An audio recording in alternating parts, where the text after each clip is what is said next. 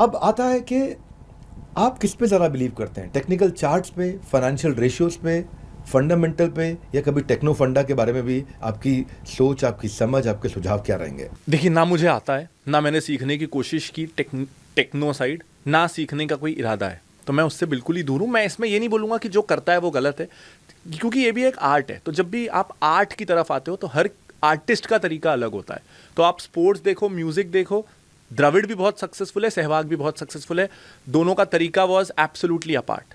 तो आर्ट में हमेशा बहुत सारे तरीके रहेंगे, किसी को भी लेबल करना सही गलत नहीं। मैं ये बता सकता हूं कि मैं ये क्यों करता हूं and why it suits beginners. I think, मुझे लगता है कि मेरा तरीका बिगनर्स को ज्यादा सूट करता है, एंड देन उसमें से जो 1% इसी में लाइफ बनाना चाहते हैं प्रोफेशनली, उनको शायद बाकी चीजें सीखने की जरूरत पड़ेगी।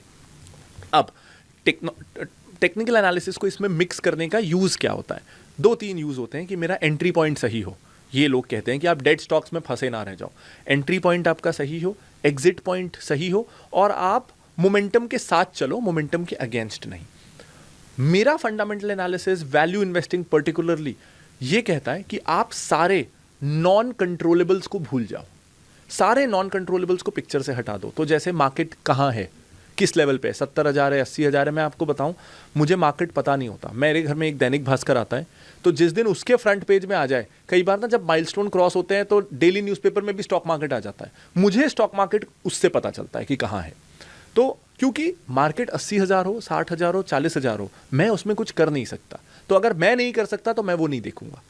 मेरी एंट्री के बाद शेयर ऊपर जाएगा कि नीचे जाएगा, मेरे कंट्रोल में नहीं है, मार्केट के कंट्रोल में, तो मैंने उसे भी हटा दिया। तो जितने भी वो चीज़ें हैं जो मैं कंट्रोल नहीं कर सकता, वो हट गया। अब जो लोग चिंता करते हैं कि स्टॉक फंसा रह गया, तो 3 साल 4 साल हिला नहीं, 2 साल हिला नहीं, मैं ये कहता हूं इसी के लिए तो हम डाइवर्सिफाई करते हैं ना। अगर मुझे पता होता, या कोई भी ऐसा तरीका होता जिससे पता होता लोगों को कि ये स्टॉक अब चलेगा, तो मैं तो अपना घर बेच के उसी स्टॉक में लगा देता। सही बात। द पॉइंट इज कि किसी को नहीं पता है, इसीलिए लोग बार बार गलत होते हैं। इसीलिए आप देखोगे कि कोई टेक्निकल एनालिसिस वाला जो क्लेम करता है कि वो महीने के रिटर्न्स ला सकता है, अगर कोई भी चार्ट देख के रिटर्न ला सकता है, तो फिर तो ये साइंस हो गया, ये आर्ट नहीं है। अगर ये साइंस हो गया तो इंसान तो बेस्ट हो ही नहीं सकता, फिर तो मशीन बेस्ट है। फिर तो आपको ये सब छोड़ के और इंस्टीट्यूशनल फंड्स की तरफ जाना चाहिए। फिर तो किसी रिटेलर का कोई कोर्स, कोई वीडियो लेना ही नहीं चाहिए जो यूट्यूब पे, क्योंकि ये तो साइंस है। साइंस में तो उसको एडवांटेज है जिसके पास R&D के लिए बजट ज़्यादा है।